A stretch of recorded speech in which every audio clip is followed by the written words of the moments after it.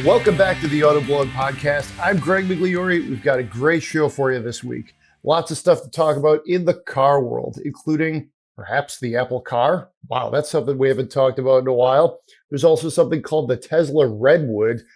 It's a wild show here. Now, some things you may have heard of. The Jeep Wagoneer is going electric. We'll tell you what that means. There's a new Chevy Equinox. It looks really good. And then for some of the more enthusiastic folks out there, CT5 Blackwing and the GTI are new for the new model year. They've got some updates, some things you're going to like. We'll tell you what we think about them. Driving some interesting things like the Buick Envista Avenir, and I got to talk to you about our Subaru WRX long-termer, which I've spent about a week in now, and I'm really enjoying. News editor Joel Stocksdale has been driving the Volvo XC90 Recharge. Plus, we'll spend your money. And with that, Joel, how are you? Doing all right. We've got a packed show here. Lots of stuff to talk about. Lots of even more stuff we could talk about. Yeah, almost seems like some of this could have almost been in an auto show in January. I can't imagine a venue that maybe would be like, 20 miles from where we're both sitting, Right? That they could do such a thing. I don't know.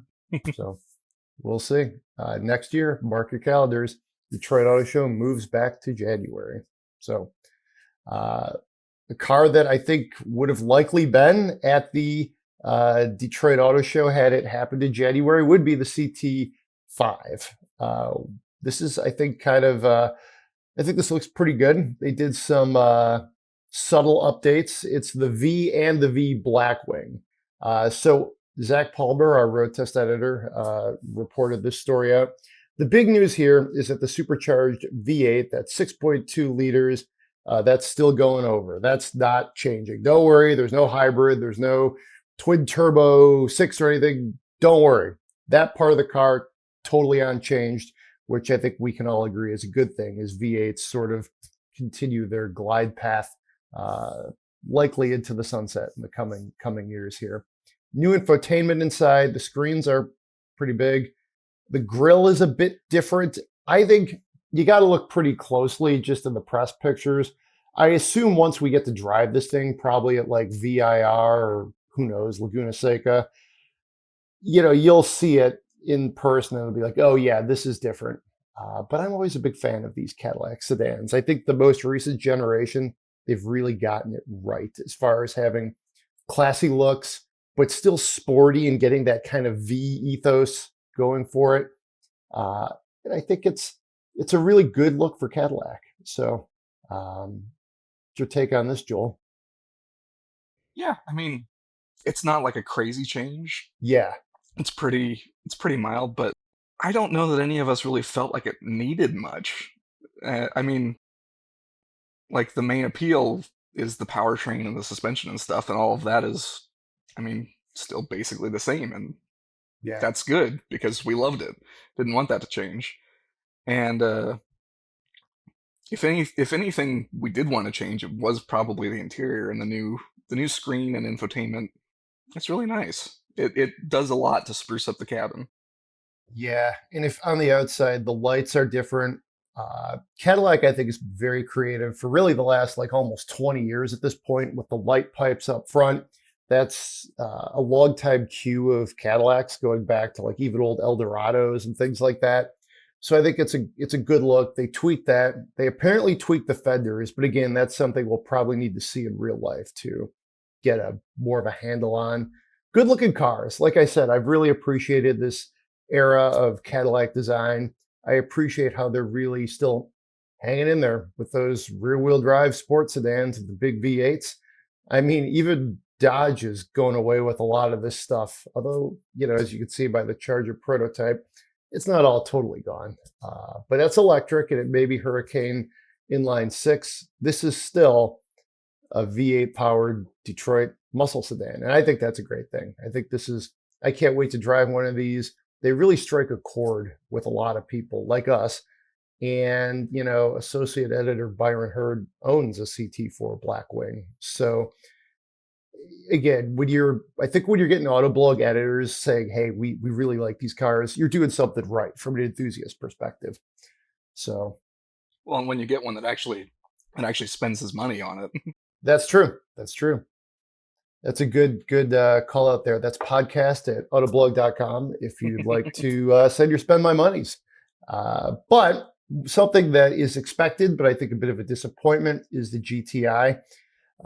So basically what happened is, for this new Golf that's coming here, it's only the GTI, which, hey, okay, I could get on board with that. But it's also only automatic, as in dual clutch. And to me, the true, like, one of the key elements of the GTI was that transmission. Just the clutch engagement was so good. The throws were spot on. It was something, whether you were a hardcore enthusiast or somebody who was just learning to drive a stick, you could drive it and feel confident and understand just how good manual transmissions can be. So that, I mean, I almost hate to dunk on them for that, but yeah, that sucks. Overall, the Golf looks okay, though. I mean, it's a small car that has a very niche market here in the United States. So, I mean, on the other side of the coin, at least they're still selling it here. So, yeah, and this is just a kind of mid-cycle refresh for Golf, and they haven't said anything about Golf R yet, like even globally. I would expect that we're still going to get Golf R, but yeah, this refresh is definitely kind of a mixed bag for enthusiasts, because, like you said, no manual transmission anymore, which is a bummer. Because obviously the GTI is not like a super fast car, so while like the dual clutch transmission is very good and we like it, this is also definitely kind of one of those cars that can benefit from the extra engagement of being manual. yes. On the plus side, though, it gets rid of some of the really horrible touch buttons that Volkswagen implemented. And those were so bad. Yeah. And it's not just Volkswagen that is guilty of this either. There's a lot of automakers that have been doing this. Mercedes is one that jumps to mind. But the other upside is that the new GTI is more powerful. They've bumped power up from 241 horsepower to 262, which that's a solid jump. Mm-hmm. They didn't announce torque, but we're guessing it'll be basically the same as the like 273 pound-feet of the current one, just because it's still basically the same engine. It's just making more power. So yeah, it's kind of it feels like a step sideways more than anything, since it's got some ergonomic and performance upgrades, but you lose the manual transmission, and that's a bummer. I do like the wheels on it, though. Oh yeah, they're alpha-like almost when you look at them. Very much so. I think for some people who perhaps may want like this edition, this version of what a GTI is, there were some people who really did like the automatic transmission. Some people did. There's a reason for it. If you want to, maybe you're using it as like a city car. I mean, driving a stick shift in a congested urban area is not fun. So, I mean, it had its fans. And of course, Volkswagen Group has outstanding dual clutch transmissions. So, there's definitely some enthusiast cred still going on there. And it's a good execution. It's, again, they cleaned up the interior, they snazzed up the outside, those wheels look good. I would like, if Zach Palmer was like, hey man, you're on for the GTI next week, I would still be quite excited. I wouldn't be like, yeah, nah, hard pass. I'd be like, that's great. How long do I get to keep it for? And that's the thing. I mean, it's kind of the same deal with the Toyota Supra. Like, it launched with an 8-speed automatic, and everybody wanted the manual because the manual's fun. But the Supra's 8-speed automatic is a really, really good automatic transmission. Mm-hmm. And it's kind of the same deal with GTI. It's like, we really like the manual. That being said, the dual clutch transmission is really, really good, and it's still a great car with it. So, yeah, it's kind of it's a give and take on this one. Did you see that the Blackwings had I think it was the CT5V and the Blackwings collectively had a 50% manual take rate? I almost can't believe that, but yeah, it's great to hear. Well, and these kinds of enthusiast cars really get a high take rate. The Yeah. Subaru WRX has an incredibly high one. I forget. I think it's more than 50% of Wow. WRX Okay. buyers buy it with a manual transmission, like by a significant margin. So there are certain enthusiast cars that absolutely people prefer that, and I think probably justifies developing the transmission for it. Oh, for sure. And I mean, I think at that point, you're doing what you think the market is going to bear out. So we'll get to this in a bit, but in our long term, I almost can't imagine not having the 6-speed manual in it. Otherwise, because it would change the whole character of the car. So, I mean, it's 6 speeds are standard on the WRX, and you have to literally change to the Subaru Performance transmission, which I don't think we'd really want to do. So And uh, just to clarify, the Subaru Performance transmission, it's a CVT by a fancy name. yes, yeah, it's a good point. Say the quiet part out loud. There you go. Well, and I think probably one of the reasons that we're not seeing the manual in the GTI this time around is, well, for one thing, I think demand has dropped in Europe, I think. Mhm. And also, Volkswagen is going to be looking at emission standards that it might be difficult to meet with the manual transmission, and the fact that this is probably the last like I don't know for sure, but I'm guessing this is going to be the last generation of the Golf Yes. before we get an all electric one. So Volkswagen is not looking to spend more money on this vehicle, this platform, because they're like we're sinking our money into the next generation that's going to be basically all electric, maybe plug-in hybrids. So and there's not much else that they're going to put them. There's not much else that they're going to put this manual transmission into. The GTI is kind of the last thing. So I think that's what we're seeing here is that like they're winding down this Golf generation. It's kind of like the last bits and pieces, and that's why it's going away.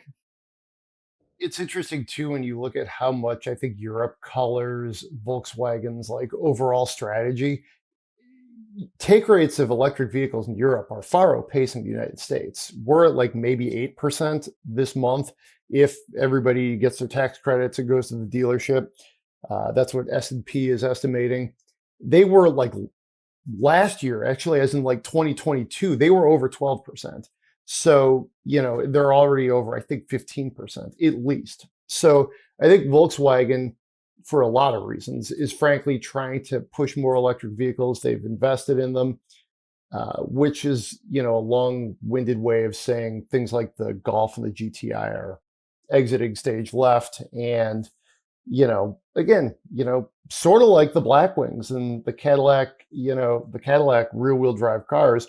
If you want one of these kind of outgoing, soon-to-be dinosaurs, it's a good time to get one. They're new. They still have a lot of nice technology on them, and perhaps they have the powertrain that you'd rather have right now. So they're at your local dealer. Mm-hmm. All right, you saw the new Equinox 2025.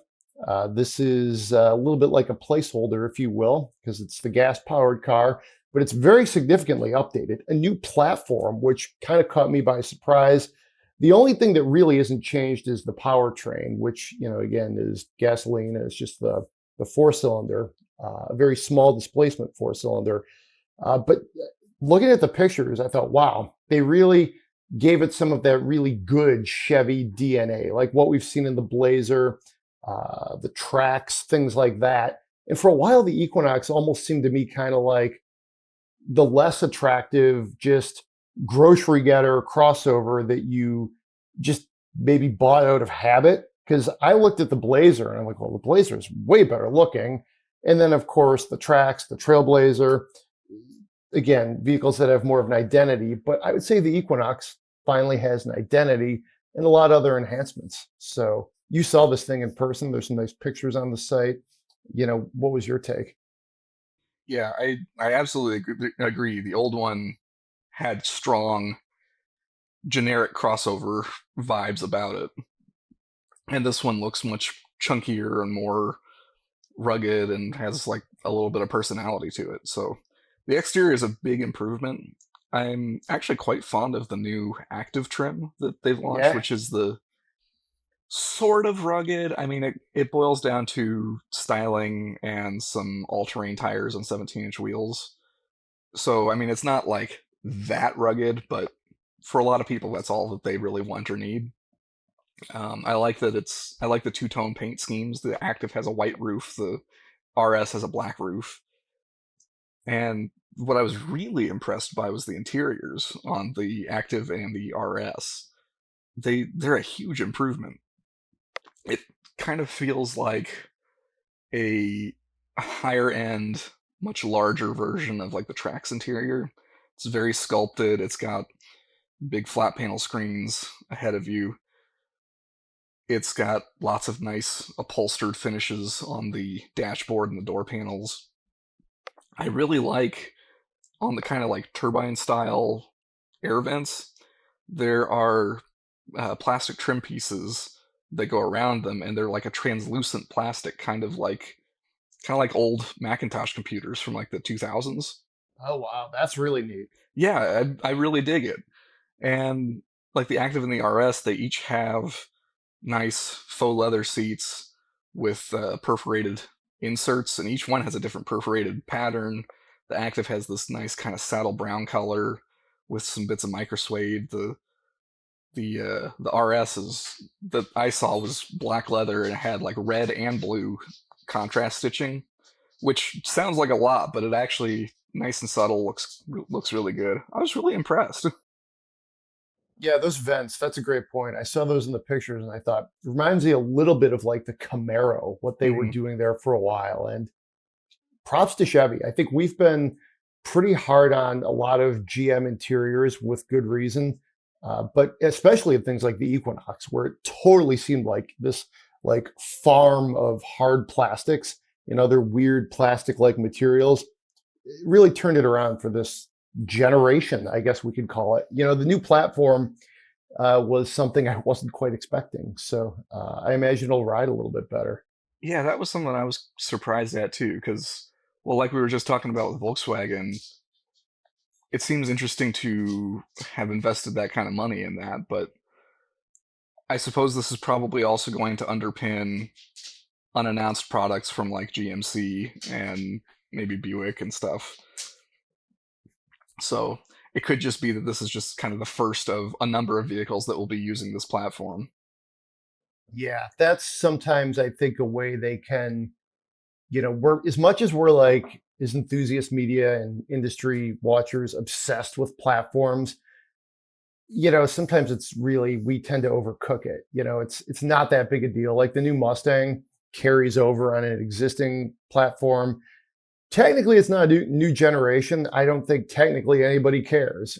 But at the same time, huge companies like GM, Volkswagen, that thread of the podcast that have massive scale, when they're building like a new generation of things, a lot of times they just have a new platform that is going to be used by like 5 or 6 or 7 vehicles, and it seems like that's the case here, and that makes sense. It's very like this is a very adaptable size. The Equinox is right in the middle of like really everything they make. Well, and also this is, I'm guessing they've kind of had this timed out where it's like Yeah. they, this is almost assuredly the last gas powered Equinox.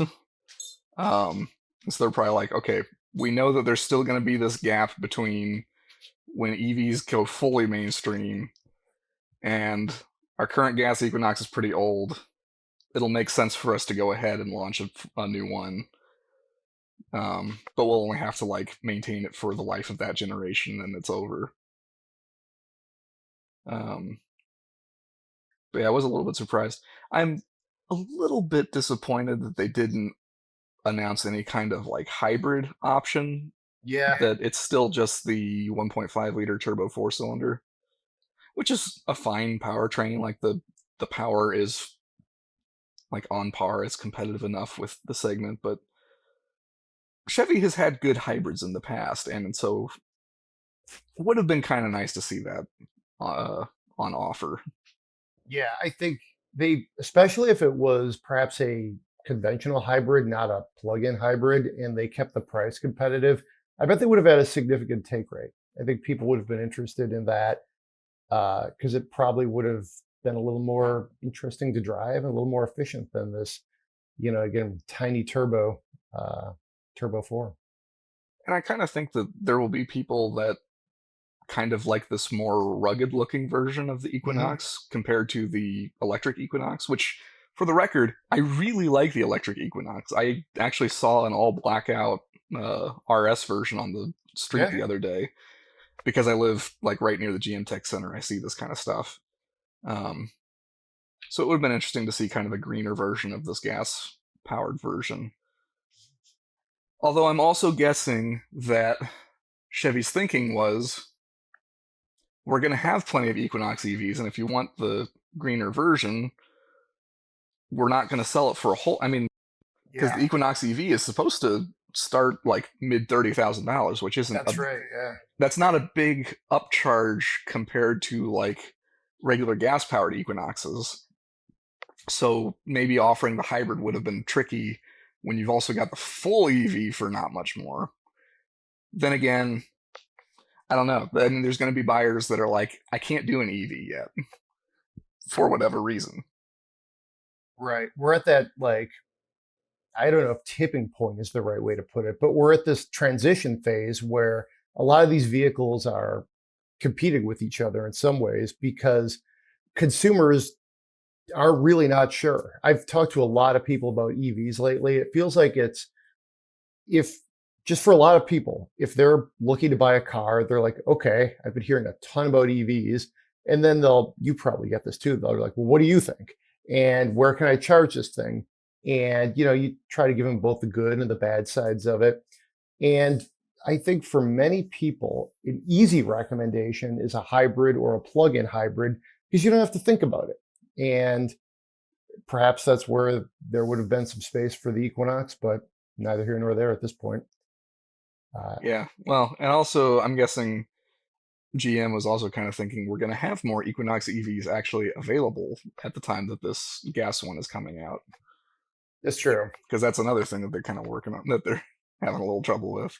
That's true. Yeah. I mean, the other side of EVs with GM specifically is almost everything they said at the end of 22 that would be there or would be around in 23 has really taken a very long time to get here. And it's 24 early, end of January. And some of those things are just finally achieving any sort of scale. So we'll see. Yeah, I'm finally seeing Cadillac Lyrics on I dealer was just lots. thinking that. Yeah. But obviously that's only a piece of the pie because I is Blazer off of its stop sale yet, or is that still? I don't think so. Yeah, So they're in a bit of a tough spot. I think it seems like. yeah, and I'm sure that this was, I'm sure this was not planned. I'm sure this was things in the background that we have not heard about have probably kind of stacked up a little bit. And I mean, even Mary Barra, their CEO, said it's sort of her end of year like interview she does in Detroit. Yeah, we were disappointed. This is not what we thought how things would go. Um, we want to sell more of them, obviously.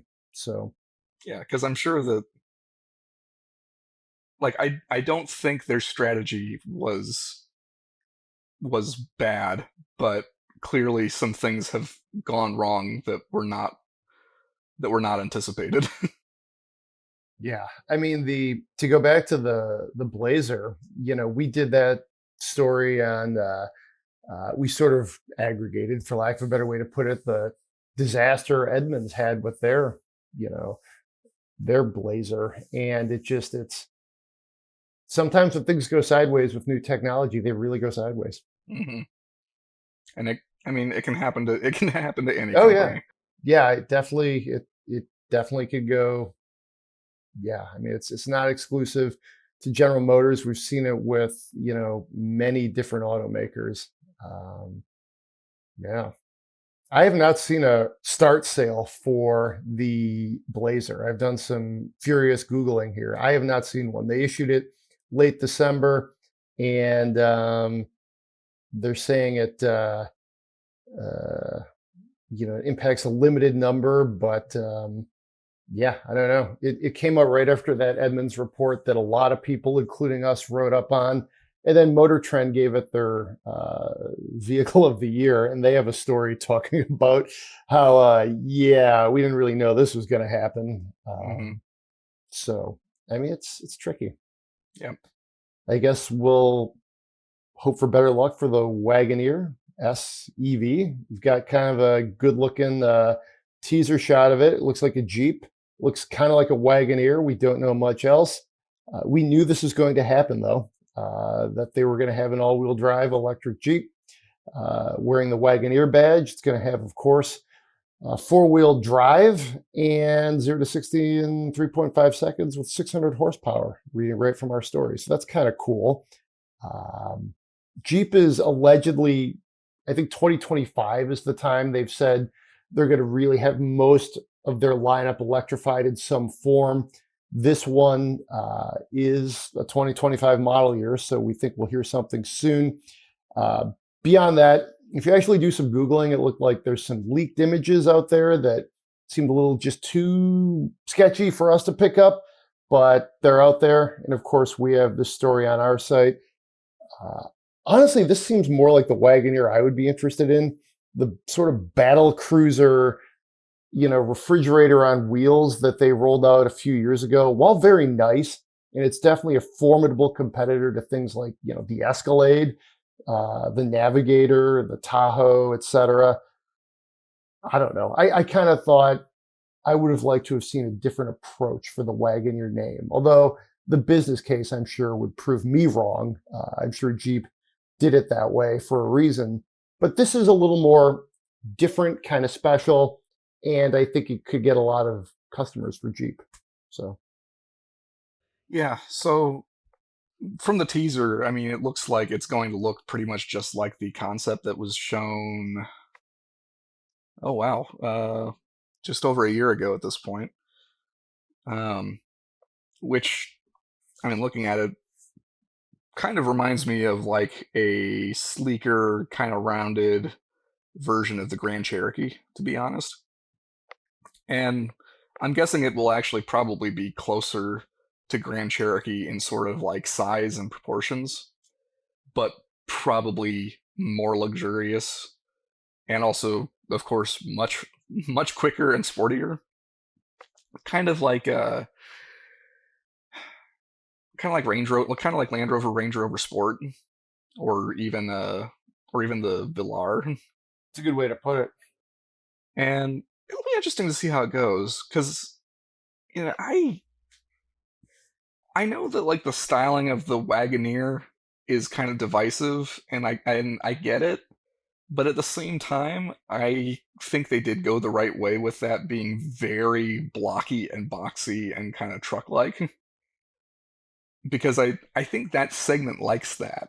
I mean, it's going up against Tahoe and Sequoia and Expedition, and they're all very trucky. I mean, they're all based on full-size trucks. So is Wagoneer. It's based on the Ram platform. So I kind of think that was the right move. Plus, a box is very practical. Well, that's true. I think, to me, when I think box, I think Jeep Commander. Remember that thing? So yeah, the Wagoneer's a better name. And like, I wasn't in this business when Commander came out. I know that there were many complaints about it, and probably a lot of them legitimate. I always thought it looked cool, at least, though. I did too. I agree, actually. I did too. Like I think I even liked the way it looked better than like Grand Cherokee. Oh, that's a hot take. I think the Grand Cherokees from that time, actually, I like a little better. They were Jeepy. And frankly, that would be a decent winter beater, like a 07 Grand Cherokee with those kind of fender flares, get it in green. I'd drive that car. I drive that car all summer too. Yeah. I actually But don't you, even. I even think Commander is a pretty decent name. I agree. I agree. For me, it's not so much. It's the way they used Wagoneer. I guess that's what I'm saying. Is I would have when I think Wagoneer and Grand Wagoneer, I think of those things from the 80s, the 70s, and 80s. Retro is probably not the right way to go. So luxurious and expensive is if you want to make money.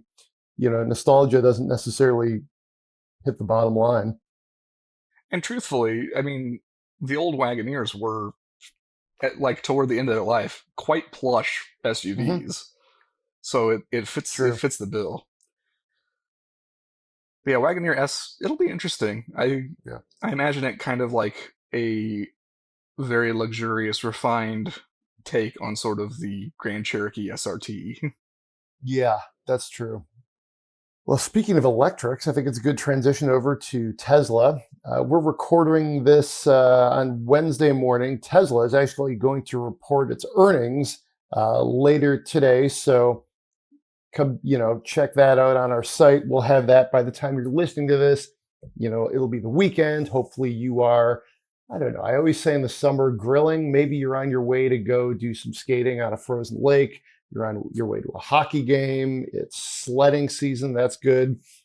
You're going for a nice snowy walk in the woods. I don't know, wherever you get the Autoblog podcast and consume it. Don't forget, you missed Tesla earnings. We'll have it. Check those out. But something we expect to hear something about is this new electric, a more mass market vehicle. They've called it codenamed Redwood. That's according to Reuters. We expect to see it in the middle of next year. And this would be perhaps a compact crossover. So I can only assume it would slot in like below the Model Y if I'm doing my sort of Tesla math correctly.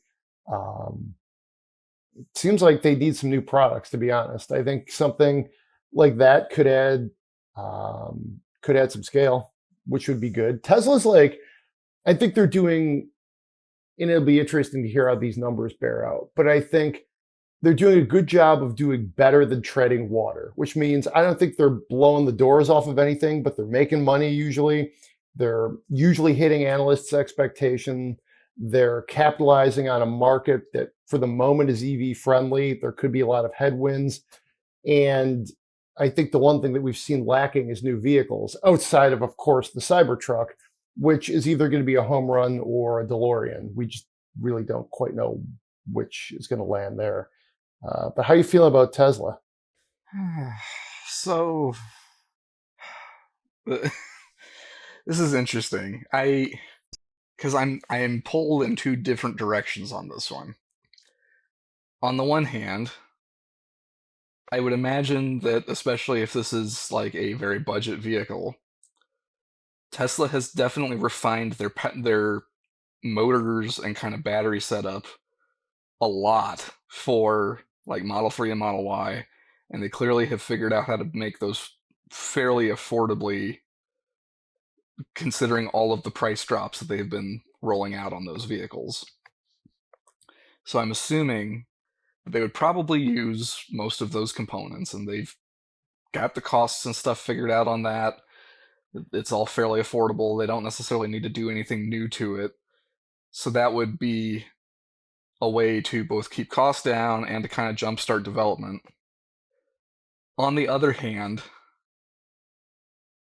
like the company hasn't said like anything even like kind of concrete about this thing. We haven't seen any kind of like concept. I mean, we saw Cybertruck now, what, 4.5 years ago? And even before that, we thought we were going to see a Tesla Roadster come out. That sure hasn't happened, despite kind of that concept being shown very prominently. Granted, both of those are like high-end Halo vehicles that are image builders and are something that kind of a crazed CEO can get excited about, as opposed to like a budget economy car. So and also, I don't know, considering how long it's taken to get Cybertruck out, and how many resources I'm sure have been dedicated to getting that thing done, it's just hard for me to imagine that Tesla could have this whole new model out next year. It's Um, true. When you think of product development plans, like that doesn't really track. and like nobody's like we haven't even seen like spy photos of this thing. Like it, I don't know. I mean, like, is it possible? Like, sure, but like, I just feel like I haven't seen much elsewhere that would really make me think that it's actually happening and coming. Um, it'll also be interesting to see what everybody thinks of it because I know that because like for so long Tesla has been viewed as a luxury brand and has been compared as such. Um, It's changed a little bit though with the Y and the 3. yeah, a bit, and I kind of think the continuing discounts and the fact that the vehicles are aging is starting to kind of eat at that a little bit. Um, well, it'll be interesting to see what that does with the image, and also it'll be interesting to see what Tesla does with a vehicle that is normally a low margin and very price conscious segment. Well, I think one thing to your point, even though they have been luxurious, they do have the sheen of getting a Tesla. So I think if you're somebody who's like, I want an EV, okay, Hyundai has this, Chevy has this, well, I still want to go with the Tesla. It's like literally, and I've said this on a couple podcasts, it's the same reason I went out and got an iPhone SE, just because I wanted an iPhone. I had had a Google Pixel, which frankly is a better phone in most measurable ways, but I was like, nah, I want to go ahead and get back in the iOS system. And it's more what I like. It, and I think that's what some people may default to if they're going to get an EV. If you're going to get an EV, you get a Tesla. Perhaps it's pretty. They still have like hegemony over the EV sector in the United States and the world, frankly. So I get it, and it makes sense to try to meet the customer where they are. But it's also, as I think the Detroit 3 especially will tell you, and a little bit Volkswagen here, it's very hard to sell a small vehicle profitably, especially if they're going to make it here, and to do it in a way that makes it seem anything less than a compromised vehicle. Because especially with Americans, we think of a smaller car as something as less than. We just do. We want the biggest thing you could get. Now, that's obviously a bit of a trope even, but it's tough. It's really tough to make that argument. Tesla might be the one that could cut through it and say, no, this is this good Redwood code name, which is a spectacular code name. I love that. I think they should call it that. Man, I don't know. It's the top voted question for Tesla investors. So it'll be interesting to see if Elon actually tackles that. Yeah, and it'll also be interesting to see because I think this is also a segment where people have much less tolerance for when things go wrong. Like, there's a reason that people buy endless Toyota Corollas because they buy them and they just work. Yeah. They don't do weird things. They don't have weird problems. And that's not necessarily something you can say about a Tesla. um, and and I think luxury buyers in general are willing to put up with like odd things going wrong here and there because they're getting like latest greatest kind of thing. But I think for a lot of people at like lower price points, it's like I'm getting this because I need a car and I need it to work and I need it to not cause me problems and be a headache on my other I don't need another headache on top of other things in my life. Yeah, that's a great point because if you're really thinking logically, the answer to that is more like Honda Civic, not Tesla. So So it'll be interesting. I'm viewing this with a lot of skepticism, which is probably how a lot of things related to Tesla should be looked at. well, how about a car from Apple? They actually have never built any sort of car. And very kind of curious report this morning that They're still looking to do it, apparently. Bloomberg was the one that originally had some reporting on this, and it made the rounds. I think this is a blast from the past. I feel like this is something we have not talked about in quite some time. It's definitely something that, they seem to be really looking at this as almost this total like rethinking the car business, especially in the mid-teens when this really was more talked about. It was autonomous. It was going to be electric. It was going to look different. Apple, Google, Alphabet. It seemed like all the tech companies were trying to do it. I'm surprised Yahoo didn't try to do one, and it was like, that was the thing. And the only one that really survived was like the Sony partnership, because really it's with Honda. And I think that one really seems like it's going to happen. Now we're at a point where, this Apple thing has appeared back out of the mist. Allegedly, it's coming in 2028, which actually seems like a more realistic time frame than the Tesla Redwood products. So I don't know. I think my thought is a lot of people, if there was an Apple car, would probably buy it. And I think it also could be a disaster. Not that Apple can't do this, because I think they could. But I also think building a car is extremely hard. In some ways, it's miraculous, all the things that go into it. Like just think of everything that's in, say, the new Chevy Blazer, from the touch screens. That's like doing like an iPhone. Then you got to make sure the whole thing can operate safely, be fuel efficient, look good, which is what everybody thinks they're an expert in, and, meet the different needs of people. And oh, by the way, your competitors, most of whom have been around a minimum of 70 or 80 years, some of them 120. If you're going to be good at it, you got to have billions of dollars. Apple has one of those things, billions of dollars. So for what it's worth, I think they could do it. I think consumers would be interested in a car wearing a badge that says Sony or Apple, for that matter. I think they need a partner, which it doesn't sound like they have.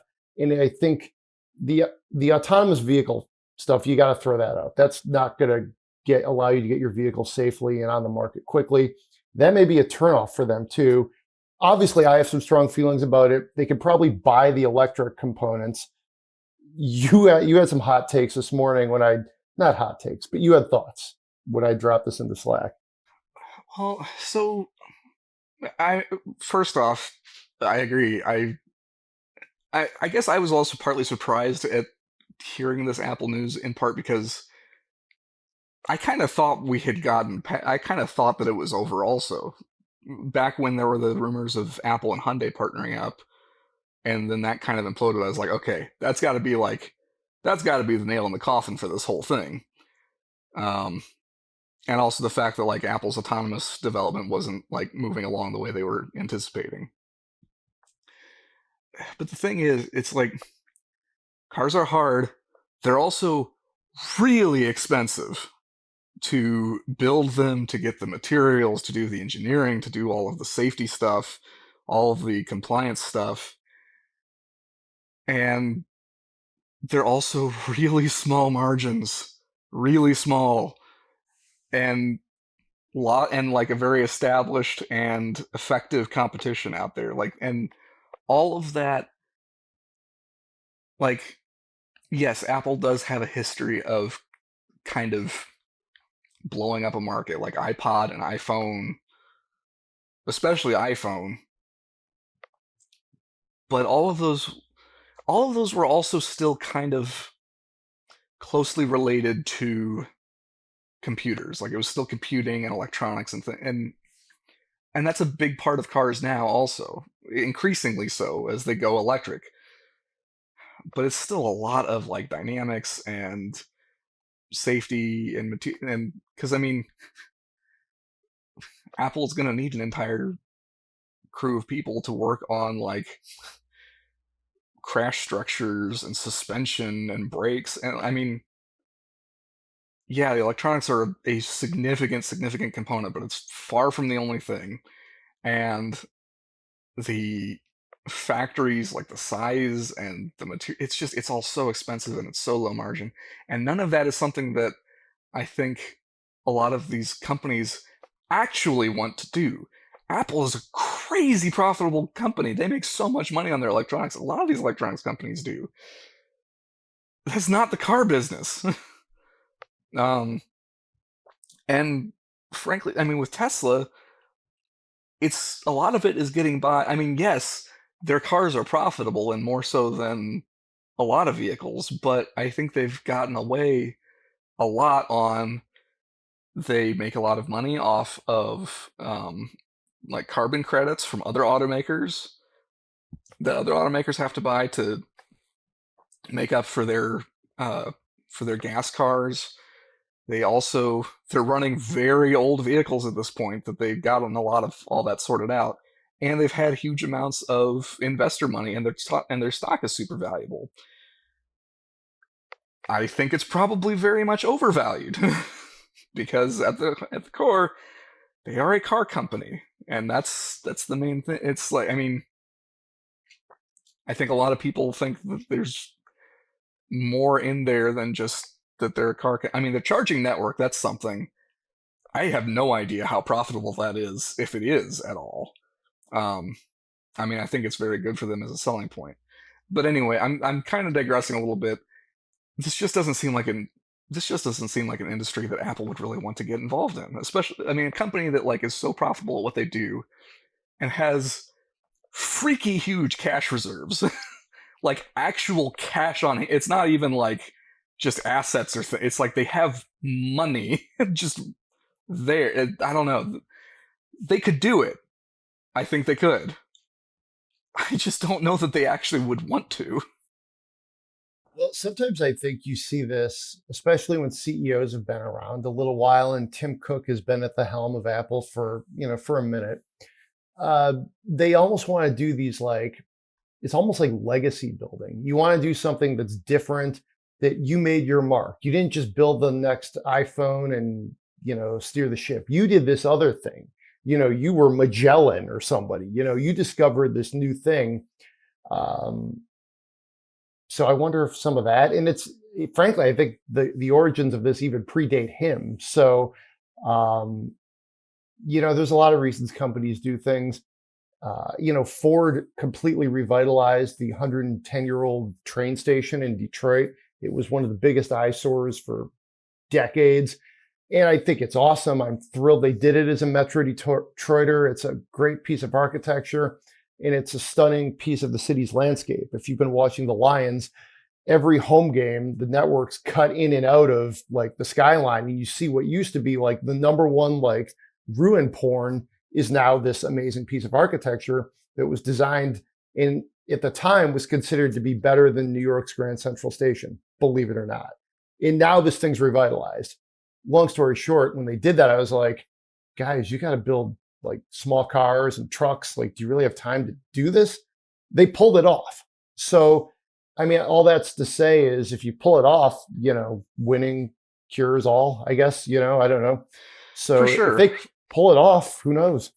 Yeah, and honestly, I think you may have something there with, like, I'm sure that being the CEO of Apple not long after, like, trying to follow up Steve Jobs, that's always going to be like, how can I make a name for myself as opposed to just like, keeping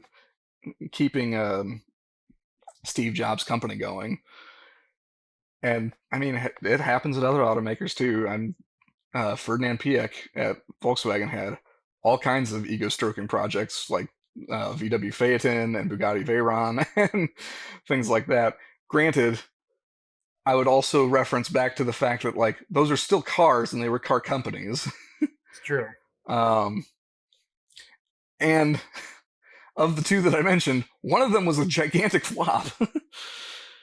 That's true. Yeah. I mean, Ford made boats.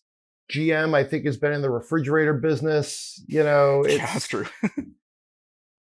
This stuff happens, but yeah, it's tougher to go the other way. I think it's tougher to get into the car business when that's not your jam. When you can do something else and then expand into it, you can. It doesn't always work, Remember when GM bought Ross Perot's company? What was that called? The EDS in the 80s. You probably don't remember that. That was that long ago. No. But that was a little bit of probably board overreach.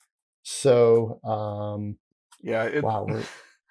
it's going to be interesting. And actually, like one last comment, I think Apple could do it. I think what would make more sense for Apple is to do more work collaboratively with automakers on like the systems and infotainments in them.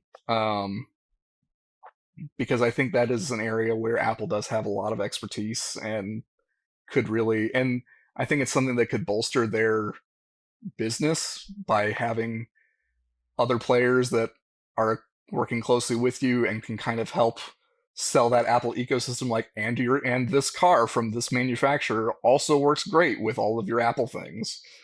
All right. I think we've hit the news section pretty hard. We're running a little long here, so we should probably kind of run through some car reviews, get to some spending your money.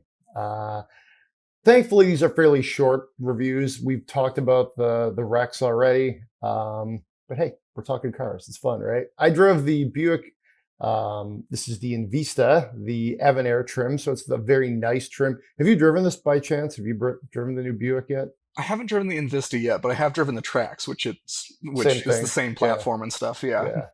So I mean, my big takeaway was, wow, for a small domestic vehicle, this is a compact crossover. Wow, it's tough to do this. GM in particular has struggled with this for years, but this is great. I was really impressed. They nailed the styling. I think it's very attractive. The Invista and Evanair are kind of like riffs on previous concepts they've used for Buick. Great looking crossover, I thought. I drove it in basically a blizzard multiple times and it handled pretty well. So there's that. I thought it's a great value for about, mine came in at $30,490. Only compromise again, and this is where we mentioned this earlier in the show, you got to want to buy a small vehicle, and some people do. And once you kind of recalibrate your brain that way, okay, you want one that's very nice. Some of these things you have to pay for. Heated seats cost money, whether you're in a Tahoe or, an Evanair or an Invista. So, Invista or Invista? I'm not sure if I'm saying it right. I don't hear the ads enough. All I hear is that's a Buick. So yeah, I say Invista. I don't think either is necessary. I think either way is probably fine. You know what it is there was a Buick Avista concept about 7-8 years ago, and I think just I've made that correlation in my head, and I haven't been able to unhook it. So this has the 1.2 liter turbo, 6-speed automatic transmission.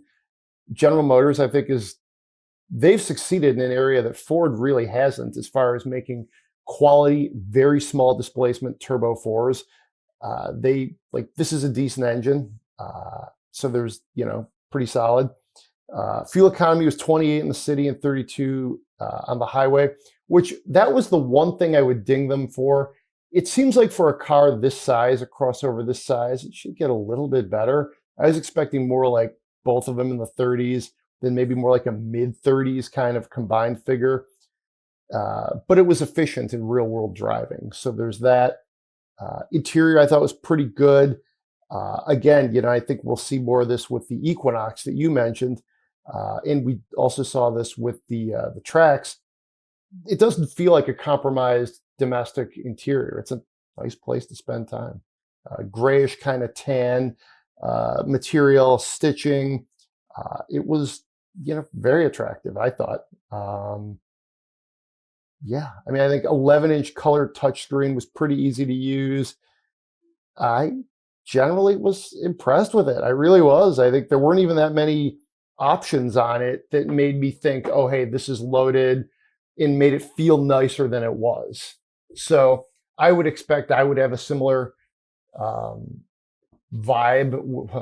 There's a Pontiac reference with the Chevy version, which you've driven. Yeah. I was really very impressed with the Trax. It not like super fast, but I mean it's got good torque, so I mean it feels plenty It feels plenty peppy around town. The 6-speed automatic is smooth, and because it's only 6 speeds, it's not hunting for gears all the time, and it's not a CVT, so it's not like droning. And steering's a little numb, but like the chassis feels really good. It feels pretty eager and very composed. And I assume that it's the same for Invista. And I think the Invista looks really good. And the tracks, like they both have very good proportions. Something like they look lower, longer, and wider than a lot of things in their segment. And something else that I also appreciate is that they got the wheel track very nice on it. It fills out the fenders well, like they get out to the very edge. And I think that also contributes to kind of the visual width and stance of the vehicle. And I think that's something that a lot of automakers miss, but they got right on that. And like the interiors are good. Like they're just very good vehicles, and they're cheap. Yes. Because like because the Avenir that you had, that is the top rung, like most luxurious version of Invista. And you said what, $30,000 or so? Yep, 30,490-ish. So it's a steal, man. I think it's, and so like all the other trims are under 30,000. Yeah, I think this is where too GM really needs to get this vehicle in front of a lot of people, because I think they would buy it. This is the kind of thing that I think if a non-GM domestic buyer saw it, maybe you didn't have the Buick badge on it, they see it, they're like, that looks great. Then they're like, it costs how much? Okay. So are you saying that those people would be like, that's a Buick? Yeah, I hate to say it. Yeah. But I also have found it's interesting, maybe because I've slightly gotten a little bit older as a geriatric millennial, as they call my group. I don't feel like I would not drive a Buick or a Lincoln. They're nice vehicles, and the styling is better than anything in their segment. I think I would drive one. I really would. It definitely takes some mental recalibration to think, oh, I own a Buick. But I don't know. In some ways, who even cares? Well, that's the thing. It's like, if it's a neat vehicle, I mean, yeah, I can get past the badge. Like I thought the Buick Regal, the Tour X wagon was very cool, and the GS like sporty version was pretty neat too. But yeah, Invista, like it looks really good. It's actually one of the rare crossover quote unquote coupes that I think actually looks quite good. Like it actually looks very fastback and sleek, as opposed to just an SUV where we kind of cut the back off a little bit. Or even worse, a hatchback that's lifted 1.5 inches off the ground, and you're like, well, that would have been a cool car, but for some reason they squished the wheels and lifted it. Now it just looks awkward. So I agree. They really got the stance right. That's actually a good segue to our long-term update. The Subaru WRX just joined the fleet. Road test editor Zach Palmer put a couple thousand miles on it, so we're through the break-in period. It's one of the things that people have had some issues with is all the plastic from the back around the wheel wells. It's very plasticky. Let's put it that way. As far as the design element, I haven't quite landed on how exactly I feel about that part of the equation. I like it. I really do. I think it's, I think it looks how you'd expect the WRX to drive, but the plastic is a little divisive, if you will. And I think it goes to that rally sort of heritage, and it's there for a reason, but it also, no one's saying this has a nice clean look like we've just lauded the GM small crossovers for having. So, again, Zach kind of put the initial miles on it. I've had this for a week. I've enjoyed it a lot. I think we have not had a WRX in our long-term fleet in quite some time. We did have an STI in 2008, I want to say. Ballpark somewhere in there. It was long enough ago that, there was such a thing as an STI. And, this does have some of those same ethos, only doesn't have the same kind of power. I think it's obviously a hardcore, enthusiast play. Ours is bright orange. It's got the hood vent. You're going to see it. You're going to notice it. Black wheels, which is cool. We have the winter rubber on it, which is good. We tried to see if the gold wheels from that, I think that STI would fit, but they didn't quite, I guess, is the report I got. Frankly, I don't think gold would work with the orange look. Might have tried it for a few months. I don't know, but I've liked it. It's a lot of fun. It's when you think of manual transmissions that stick with you, like the GTI, Subaru's in the WRX is one of them. This is something that it's got that heavy clutch. The throws are, God, I hate to say medium length. That's a terrible way to describe them, but they're not long. They're not short. They're just like, medium length throws. It's a 6-speed. You do have that heavy clutch. You can plow through snow. I have just been mushing better than if I had a team of Huskies pulling me through the woods. It's really something. Downside is you do get that super tight suspension. So once the snow clears and you've got all the frost and snow damaged roads, it's just like ka-chunk. You just hammer over everything. I hit a pothole and literally I thought the front end of the car was going to sink because it was so low to the ground. I think it was a little bit of an optical kind of illusion, but for a minute it looked like when a ship is going down by the bow. Thankfully everything was fine, but you're low to the ground is what I'm trying to say. Steering is super dialed in. This has, in case you're curious, it's a 2.4 liter turbocharged. It's a flat 4, 272 horsepower, so a little bit more. 6-speed manual. Of course, it's all-wheel drive. And then the curb weight is just under 3,400 pounds, which is, that's a light car. That's a light sedan. And fuel economy, I've been observing about in the 20s. It's rated 19 in the city, 26 on the highway, which is not terrible for what this is. I've enjoyed it. It's Have you driven? You have not driven this one, but have you driven the Rex yet? Yeah, I've driven the regular WRX, and I also drove the TR version. Okay, that's Over in intense. Italy. Yeah. Well, it's a little intense. It's like 5% stiffer suspension, and way bigger brakes. Oh wow. Okay. And it also comes with it's got the Recaro seats from the GT version. Mm. No sunroof. I've liked all of them. They're all lots and lots of fun. And even though they have made them much more easy to drive, I don't know if that's the perfect way to put it, but the bigger displacement 4-cylinder and upgraded turbos and stuff, they're less the boost comes on a lot smoother and more progressively, and it's not as dead when it's out of boost. So it's just a lot easier to work with. Despite that, it still has that kind of hooligan vibe to the W.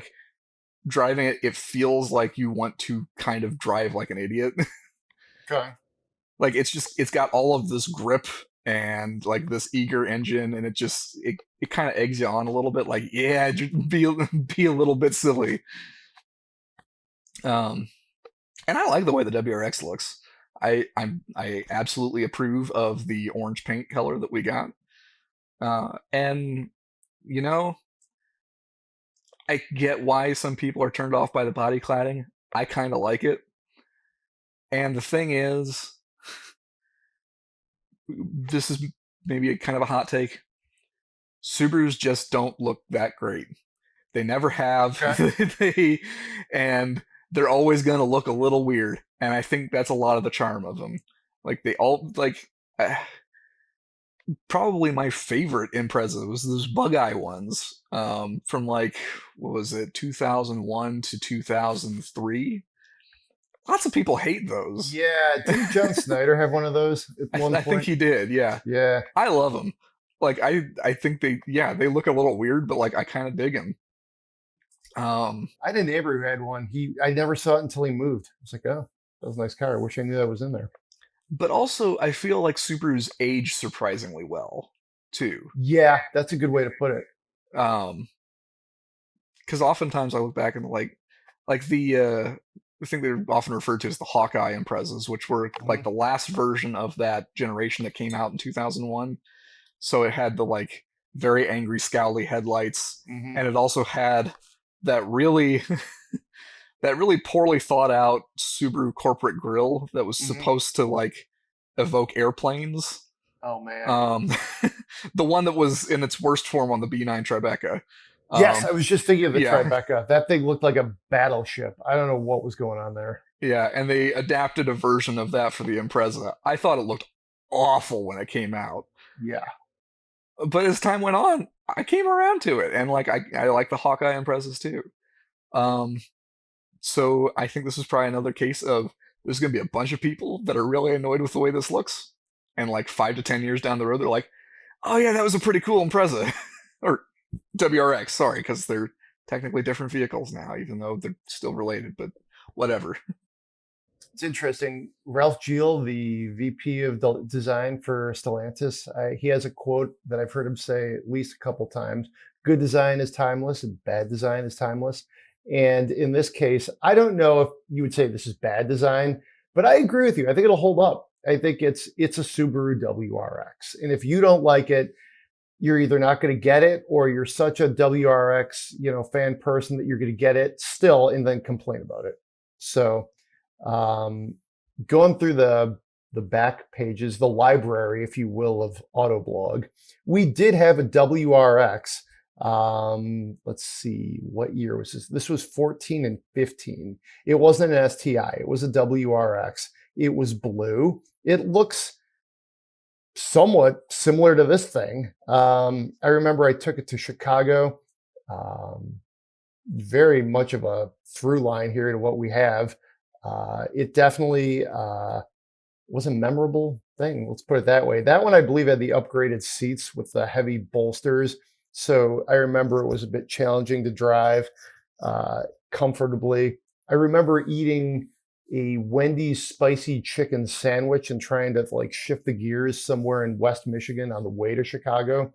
So, and then the STI I was thinking of was actually in 2011, 12 when I worked for Auto Week, so an entirely different car magazine. And that was an actual real deal STI. It was limited. It had a crazy wing. And frankly, when you're thinking of designs, I think that's like a better, like just WRX design. You do get the wing, which came with the STI model at the time, but the fender flares are a little more bulgy. You even can see them, especially on the back on this new car, but it just seemed like it was a little bit less cartoonish. I think the new one's a touch cartoonish. So I'm not sure who's up for it next, maybe you, but I think we're going to really enjoy this year. We, I feel like whenever I've worked for an enthusiast magazine, as you can see, I've been through 3 of these long-termers at least.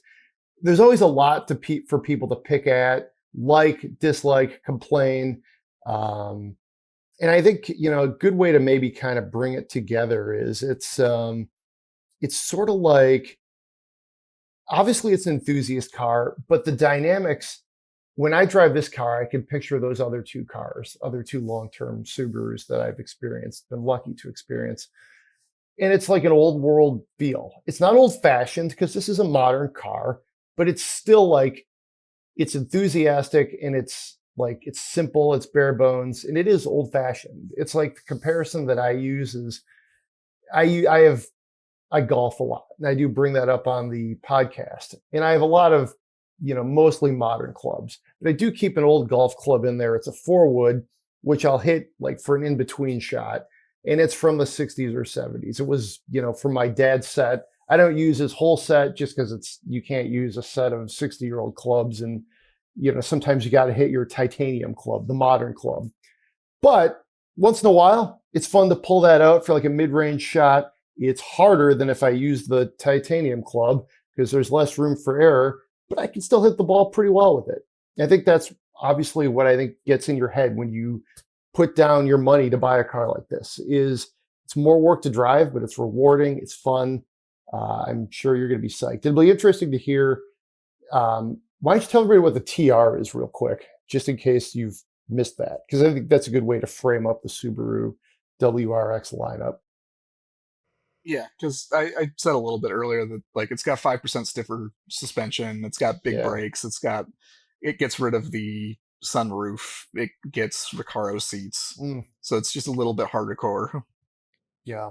In a way, it's like the STI without the additional power.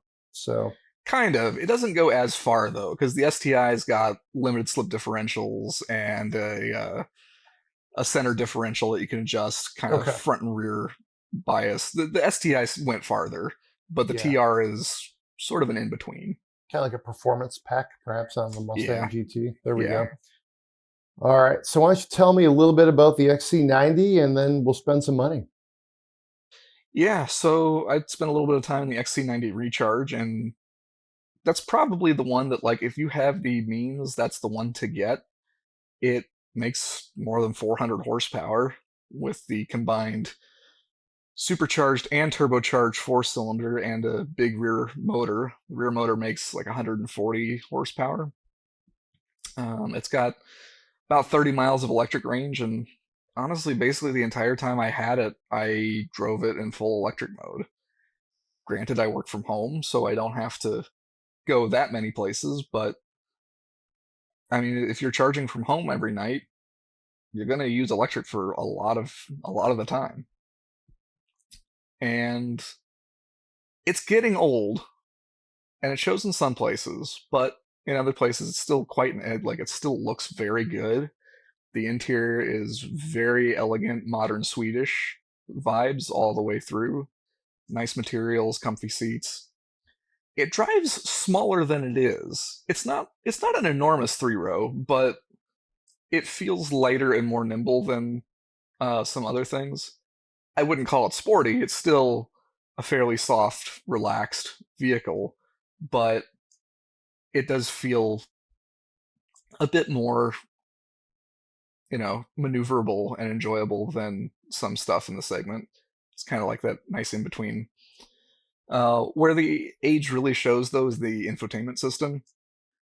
This has been around because this infotainment came out and was new, like basically around when I started an Autoblog, like around 2016 or so. And back then, it was like one of the leading infotainment systems. Back then, there were a lot of really, really awful infotainment systems. This one, well, actually, in some ways, it's backtracked a little bit because there's actually fewer physical buttons than back in 2016 or so. 2016, 2017. There's a lot of features that, if they're not in the like 4 shortcut blocks on the main screen, end up as very small icons on like the side menus, and it's just kind of a mess of icons, and it's really hard. Like, if you're looking for something that is not in one of those little shortcuts, it's kind of a mess, and like you almost want to like pull over, like stop and like actually look through all of these little icons and words to try and find what you're looking for. It's not the greatest for actually, like, you need to kind of think about what you're going to use the most, and anytime that it's not one of those, it's kind of a hassle. And like also the competition is getting better and just more of it. Like, when this launched, you didn't have things like the shockingly fancy and luxurious like Grand Cherokee, Right. and now the Mazda CX-90 is coming out. The Lincoln Aviator hadn't come out yet, and a lot of these are available with plug-in hybrid powertrains as well. So it's definitely a needed replacement, and technically it is getting a replacement. The EX90, the full electric SUV, is True. kind of the successor, and like I think the XC90 is probably just kind of going to linger until like Volvo feels like they don't really need the gas option anymore.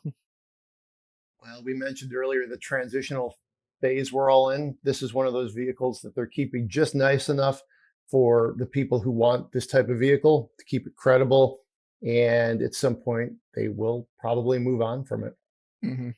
And for Volvo, it's probably not as big a deal because they have been very clear that like they're pushing forward with EV. Like that is what they're doing. They're not going to stray from it. Like they're pushing hard for that. Um, and you know, being a luxury automaker, they can kind of afford to do that because their clientele probably has another vehicle that they could rely on if like EV doesn't work entirely for them all the time. They can cover the costs of like their battery and motor technology and stuff. It's just a lot easier to do electric at higher end vehicles because you can kind of justify the costs easier. All right. Speaking of costs, let's spend some money. This is a good one from up in Montreal. Bruno writes, "Hello, everyone. Love the show. I've been owning a 2017 Audi SQ5 for a year and a half. Although it's a great vehicle, I'm looking to downsize since I'm not utilizing the cargo space and I thought I would need, and I missed the nimbleness of a small car. Looking for a Cooper sedan, drives approximately 20,000 miles a year with some spirited backroad driving and occasional quarter-mile racing. Live in Montreal, a great city, one of my favorites. So all-wheel drive is not a requirement. Budget is 40,000 Canadian for a CPO, and that's about, at current exchange rates, that's about 30 grand in the US. So I have some thoughts. I think, one thing I would just kind of do right off the top is just consider it, stay with Audi, look for a used A4 or A5. You already know you're in the family, you like it. They're sold in Canada. I had to cross-reference some things here to make sure what's sold here and what's sold over there. You can find some of those. And also a BMW 3 Series. I think that could be pretty nice. I think because he's willing to go used, that means you can go from like 17 to like maybe 21 and still get something that feels fairly new. And also, you're willing to put down a bit of money. Like $30,000 for a used car is not nothing. So you can get a lot of car. So if I'm doing my exchange rates math correctly, those look like things you can find out there. What do you think there, Joel? Yeah, so what I'm thinking is I'm also thinking Audi, and in addition to the like A4, A5 line, I would say look at an S3 or possibly even an Audi TTS. Because basically those are Oh, that's fun. Yeah. because those are basically a VW Golf R, but in either a sedan or a coupe body shape, and it's hard to go wrong with one of those. Yeah. And I was kind of poking around on a classified site for Canada. Depending on like condition, miles, and things like that, you might be able to squeak into an RS3, Okay. which is awesome. It might be a little more hardcore than what you're really looking for. Like the suspension on those is pretty stiff, but that 5-cylinder, that 400 horse 5-cylinder is kind of amazing. But probably a safer bet, S3 or TTS, like the S version of the TT specifically. Again, it's like they're Golf R's, but they're like fancier. It's got the 5-cylinder engine, which is really, really No, something. those are That's the RS. Right. RS has the Okay. 5-cylinder. The S is the Golf R 4-cylinder. Oh, okay. So just shy of 300 horsepower and all-wheel drive. Overselling it here. Okay. Continue. Sorry. Right. And that's why I was like, you might be able to get the RS3 with the 5-cylinder, but the S is probably, it's easier to find. It's also not going to be as stiff and hardcore as the RS3, so it'd probably be a lot easier to live with. And it's like that Golf R like I would also even suggest a Golf R. Yeah, that's not a bad call. Just straight up. But if you're looking for like the sedan or coupe, that's your Golf R as a sedan or coupe. All right. Checking my math here, you can in fact get a very nice BMW 3 Series 2021 for just under 43 Canadian. It has xDrive, and it's available at the BMW Montreal Center. So again, sometimes you get a little tricky, like certain things are sold here that aren't sold there. But yeah, I mean, I honestly, I think I would land on something like a 3 Series. I think that would be different, kind of fun too. Have you ever been to Montreal? No, I never have. I'd like to go sometime. I have gone in the winter a couple times, and it's fun. Great place to hang out, fun town, great food, good place to have some drinks. I went to it was then called the Molson Center, I think, which is where the Canadians play hockey. I'm a big hockey fan, so it was fun to see a game there. Yeah, just a great town to hang out in. I think especially in winter, because hell, we live in Michigan. Going somewhere cold for winter is not a problem. But I think also seeing the F1 race there in the summer would be kind of cool. Check out the circuit, and yeah, I think that would be a lot of fun. All right, that's all the time we have this week. Please give us 5 stars if you are so inclined on the ratings. That helps us get the word out so people, hey, like our show and want to subscribe. If you have a spend my money, that's podcast@autoblog.com.